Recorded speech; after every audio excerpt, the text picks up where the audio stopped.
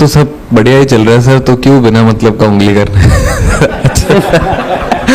अच्छा ही चल रहा है, वही सेम चीज़ फॉलो करते रहेंगे जो लास्ट जितने भी बायलैटरल आपने बोला अच्छा हुआ है, तो we'll keep continuing doing the same things. If some things are working, that means we are moving in the right direction. But yeah, it's an added advantage if any batter who's batting at top order or middle order gives you an extra over in this format. It's always good for the captain, and we might need anyone on a given day. For example, if a surface is slow, or we need a bowler who bowls spin, so it's always good to have someone like him rolling their arms for 1 over or the 2.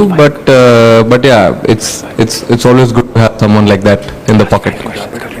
I feel from weather's point of view, it looks pleasant in the afternoon. I'm sure everyone will agree. But yeah, we've been here from 4th, got a few practice sessions, and it feels good.